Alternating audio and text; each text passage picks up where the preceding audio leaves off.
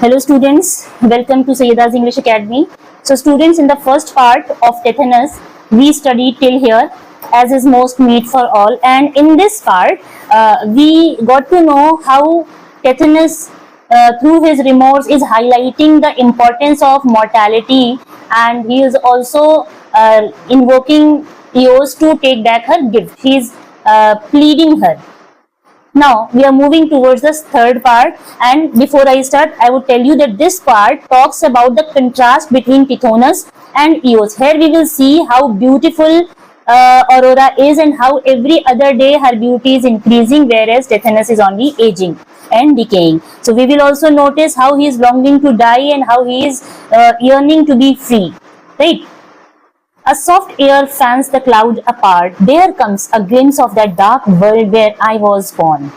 Now, Tithonus all of a sudden notices the surrounding, and what does he observe? That a soft air, the soft gentle breeze of morning is fanning the clouds apart, is separating the clouds. Because this is the time of Eos to get down in the earth and bring morning. So when the soft breeze blow, it separates, it tears apart the clouds, and from there he is able to get a glimpse of the dark world. Dark world, he is referring the world as dark because Eos has not yet reached, morning has not yet come to this world. So he is able to see the dark world, and he is also mindful of his birthplace. He says that this is the world where he was born, because he is not an immortal being forever. He was a mortal being who was born in this dark world. Once more the old mysterious glimmer steals from thy pure brows, and from thy shoulders pure, and bosoms beating with a heart renewed. Now when he sees that the world is still in the darkness and the morning is about to come down, see the light is about to engulf the world, then he looks at Eos and he says once more.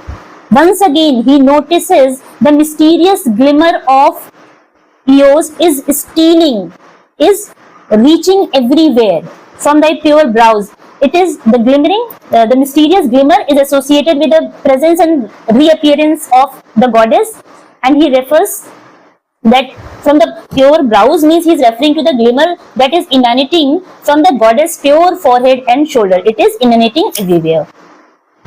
And bosom beating with a heart renewed, and he also sees her bosom, which is symbolic to her emotional depth, is beating with a renewed heart, means her heart is renewed every other day. Every morning Eos is getting a new life, so her heart is also renewed.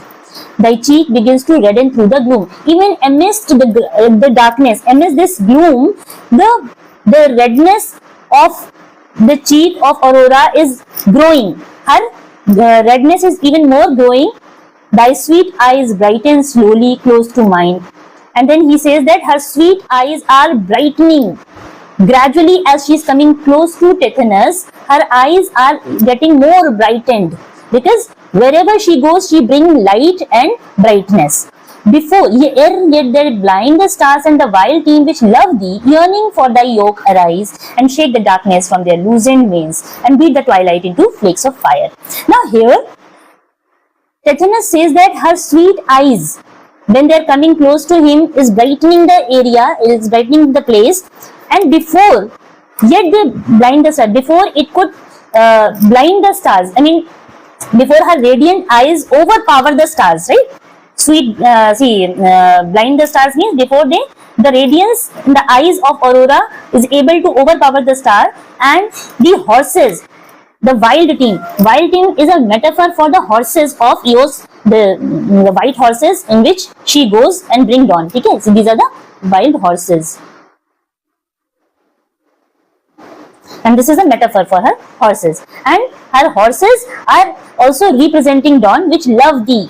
The horses of Eos also love her. So the team of horses is representing the dawn. It is also the representation of dawn, because she is going to bring dawn, to bring light and brightness in the earth on her chariot carried by the horses. So the team of horses is representing the dawn, and which love thee means they are yearning for her presence. They love her so much, yearning for thy yoke arise. They are also rising to take Eos to the earth They love morning, they love her presence, and shake the darkness from their loosened manes. They vigorously shake off the darkness. What do? They see, the horses have their manes, they have some long hair, flowing hair. So when they loosen their manes, when they flow their hair on their neck, it is also almost shaking off the darkness and beat the twilight into flakes of fires. So the speaker observes that the team of horses is creating a kind of a spark of fire. Flakes of fire means it is creating the spark of fire, or somewhere it is sending the rays of sun. Flakes of fire are the rays of sun, or the spark that is coming from the sun. Beat the twilight into flakes of fire means the earth is still in the state of twilight, right? And the horses that are carrying Eos to the world are just loosening their manes, and by loosening they are shaking off the darkness of the twilight time that is still present in the world, and bringing the flakes of fires are sending the rays of sun on the earth. I hope it is clear. Lo, ever thus thou growest beautiful in silence, then before thine answer given, departest, and thy tears are on my cheek. Now here, Tithonus is observing how Aurora is growing more and more beautiful every other day, ever. She is forever growing more beautiful. And silently, before giving the answer, before giving any answer to his question, she departs. She leaves the place. Silently she leaves the place before giving any answer to Tithonus. So what answer he is expecting? He has asked Aurora, is it possible to release him from his present sufferings? Is it possible that she could take back her gift? So she does not give any answer. She only shed tears, and thy tears are on my cheek. And she only shed tears, and when tears fall on his cheek, why wilt thou ever scare me with thy tears? The speaker does that. See, Tithonus gets more and more fearful. He starts trembling with fear. When the tears fall on his cheek, he becomes even more scared. He gets more scared, and the tear is making him tremble with fear. Why?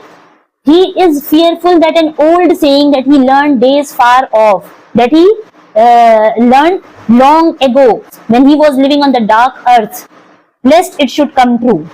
He is fearful when he sees Aurora is not replying, she is only shedding tears. So this shows that she seems to be very helpless, and this makes him even more fearful lest an old saying should come true. What is that old saying? That gods themselves cannot recall their gifts. That gods do not have any power to recall, means to take back. Even gods do not have power to take back the gifts they have once bestowed upon humans. So what is given by Eos? Immortality. So she has granted it, she is unable to take it back. So this saying, this old maxim which he learnt long ago when he was living in the earth amidst the mortal men, he is fearful that it should come true. If it proves to be true, then he will not be able to release from his current state of decay. So what is frightening him? That he will not be able to release from his current state of decay. This is frightening him. This is frightening Tithonus even more. I hope it is clear. And with this we come to the end of the third part of the poem. Now moving on to the fourth part. So before we come to this part, I will tell you here, Tithonus is recalling his youthful days and showing a contrast how he felt at the time of his youth and how he is feeling now to see the beauty of Eos. When he was young, he had the vigor, he had the vitality and passion, and now he is devoid of all such emotions and passions. Rather, he is feeling very cold and does not feel any sensation in the presence of Eos. Me, with what another heart in days far off, and with what other eyes I used to watch. So in the very beginning, the speaker is exclaiming in lament. He is lamenting and reflecting in how his heart has changed over the time. With what another heart. He is lamenting and thinking that his heart is changed now. Because earlier in his youthful days, he had another heart. in days far off means long ago, long back, he had a changed heart, and his eyes were also not the same, because now his eyes are also very dim and have no power to see things clearly, and his heart is also not that much powerful enough to bring any sensation. So he is lamenting that he had another heart and other eyes with which he used to see the beauty of Eos. If I be he that watched. Now look at this line, if I be he. Here the speaker is wondering whether he was truly the same person. If I be he, was he the same person that watched, that used to see the lucid outline forming round thee? Thee is, he is referring to Eos. He says that, was it truly the same man? Was he the same man who used to enjoy the beauty of Eos in her presence? So he says that, was he the same man who used to see the lucid outline forming round thee? Lucid outline means that he used to witness the clear outline of the goddess taking shape, saw the dim curls kindle into sunny rings, and he was the same man who used to see the dark curls. Dim curls means the dark curls kindle into sunny rings. Kindle into sunny rings means transforming into radiant sunny rings. How she used to transform into sunny rings. Changed with thy mystic change, and felt my blood glow with the glow that slowly crimsoned all. Changed with the mystic change. How everything was changing with the mysterious change of Aurora. How everything was changing. Means he also experienced a kind of transformation, a change alongside the goddess. And what he was feeling, felt my blood glow with the glow. His blood was also glowing with the glow of Eos, right? So what he was experiencing, the transformation alongside the goddess, what he was feeling, his own blood was responding to her mystical power. His own blood was also growing, was also more getting more hotter, and was more glowing with a gradual glow of Eos that slowly crimsoned all, with a gradual crimson hue, thy presence and thy portals, while I lay. Mouth, forehead, eyelids growing dewy warm, with kisses balmier than half-opening buds. Now what he is recalling, that in the presence of the goddess, and in the presence, see, thy presence, thy portals, means in the presence of the goddess and her divine realm. Portals means divine. In the presence of goddess and her divine realm, while I lay, he would lie in a state of blissful surrender. He would almost surrendering himself. When he saw the beauty, the growing beauty of Eos, he would almost surrender. Mouth, forehead, eyelid growing dewy warm. He used to feel a warmth in his mouth, on his forehead, and on his eyelids when Eos used to kiss him. And her kisses were even more balmier than half-opening buds. The kisses he received from the goddess were even more soothing. Balmier means were more soothing and more fragrant than the gentle blossoming of buds in a spring. Half-opening buds means the buds when they are still opening, the petals are still opening. So these kisses were more soothing, more fragrant than the blossoming of buds in the spring season of April. Means April is the season of spring. So he used to feel everything with great vigor and passion, and he used to feel a warmth in his heart, and could hear the lips that kissed, whispering, I knew not what of wild and sweet. And while she used to kiss him, he also heard a whispering from her lips. He was able to feel the whispering, some kind of sound that was made by the lips of Eos. Her whispers contain a mysterious and delightful message.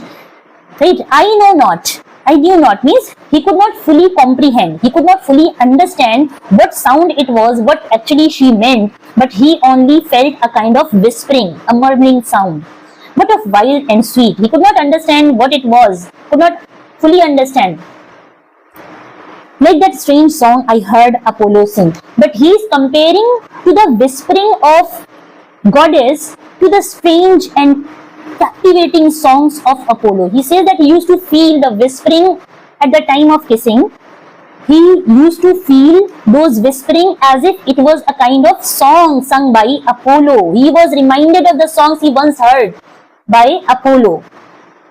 So he's comparing that he used to feel this much warmth, he used to be very much passionate and enjoy the presence and company of Eos, while Ilion like a mist rose into Tars. Now he says that while the song had a transformative effect, the songs, the whispering of Eos, the whispering which he heard at the time of kissing was reminding him of the songs of Apollo, and with this song, and the song had a kind of transformative effect, causing the city of Troy. Ilion is the city of Troy. It used to cause the city of Troy to rise like a mist into Tars. Right? So, with this song, the entire city of Troy used to grow, used to rise like a mist. So, this symbolizes its grandeur and glory, that he used to feel very much glorified, he used to feel a grandeur in the company of Eos. He is recalling now, I hope it is clear, he is recalling how much he used to enjoy the company of Eos. He would be able to see the beauty and would feel the passion in his heart. He would get the warmth with the kisses. Means when he received those kisses, he would feel almost like they were more soothing, they were more gentle and more fragrant than the half-opening buds of the spring season. And he would also feel a kind of song in the whispering. The whispering was almost very much resembling to the song sung by Apollo, the god of music, the Roman and Greek god of music.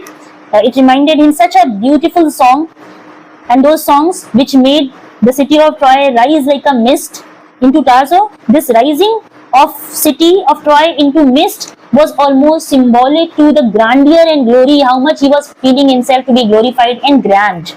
I hope this part is also clear. Now we are moving to the last part of this poem, the fifth part.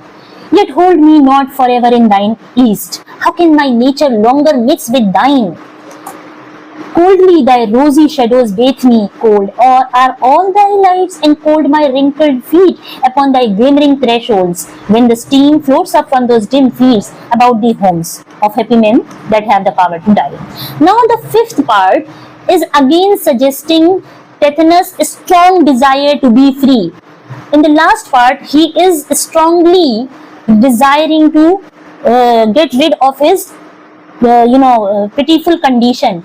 Yet hold me not. In the previous part, he was mindful of his youthful days in the company of Eos, how much he enjoyed. Now he says that yet hold me not forever in thine. Still, do not let me stay in your eastern sky. Do not let me live forever in your eastern world. Because now he does not have the same vigor. He does not have the same vitality, the same passion. How can my nature longer mix with thine? He is suggesting that after getting this gift of immortality, he is only aging. So he is unable to enjoy the company of Eos. He is not, no longer. He questions how can my nature, so he is questioning how his mortal nature can continue to exist with her immortal essence, right? My nature, his nature is, he is a mortal man, so he is regretting, he is thinking that he is not able to coexist anymore with the immortal nature of Eos. Coldly thy rosy shadows bathe me.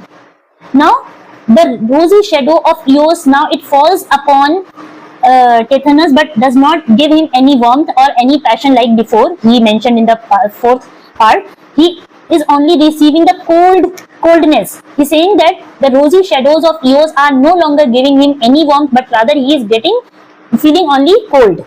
Cold are all thy lights, even her lights, all the light that falls upon Tetanus is making him even more cold my wrinkled feet. And the lights and everything that is the shadows that are falling upon him is only giving him a chilling sensation. Only he is feeling the coldness of the rosy shadows that is enveloping him. And all the lights that are associated with the goddess are cold for him. He feels the chill in his wrinkled feet. I hope it is clear. Upon thy glimmering thresholds. Now, where he is standing at the threshold. He is still standing at the border, at the edge of the eastern sky from where he could see the world below. So he says that upon the glimmering threshold, when the steam floats up from those dim fields about the homes of happy men, he is able to see the steam or the smoke that is rising, floating up from the dim field, the dark field that are still dark because Eos has not reached Earth. So he says that he is able to see the smoke that is rising up from the dim fields of the homes of those happy men. Now this is very powerful line where Athenaeus is feeling envious of excuse me Athenaeus is feeling envious of the mortal men and he is calling them happy. Why they are happy? Because they are able to die. Now he feels that how important it is to die. So he is referring to the mortal men as happy men. And when he sees the homes of those happy men, he feels almost envious because they have the power to die. And therefore they are happy because once their sufferings grow, their life will end and they will cease to live in the existence of suffering. But his condition is not improving. And grassy barrows of the happier dead. And then he says that those who are buried in the grassy barrows, those who are buried in the graves of those fields are even more happier. So he is more envious, he is even more jealous of the deads because they have almost released from their sufferings. The dead are happier. He calls the mortal men happy, but he calls the dead men to be happier. Why? Because their sufferings have almost come to an end. Their sufferings are completely ended. So this line is suggestive how much he is longing himself to die. Release me and restore me to the ground. Now he is, imploring. He is almost, very much feeling bad.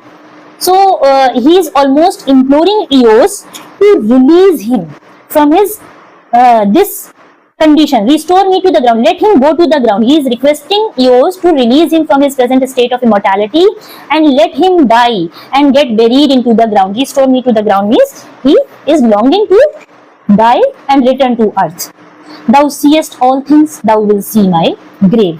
Now he says that as goddess is able to see everything, she knows everything, so she will also witness his eventual burial. Thou wilt see my grave. So he says that when he will die, he will be restored to the ground, he will be buried to the ground. As Eos is able to see everything coming to an end, she will also see his grave and she will also be not feeling, sad as she is, she became very emotional and she was shedding tears. So he is also mindful of Eos' condition. He says that if she will see him from there, she will also be feeling happy and will be able to see him buried in the grave. Thou wilt renew thy beauty morn by morn. And this is how she will even now continue to grow, renew her beauty every other morning. I, earth, in earth. Forget these empty quotes. He says that I, the creature of earth, he is made up of soil. He says that he who belongs to earth will go in the earth again. I, earth in earth means he is a creature of earth. He is born in earth. And see, he is made from the ugly elements, right? Soil.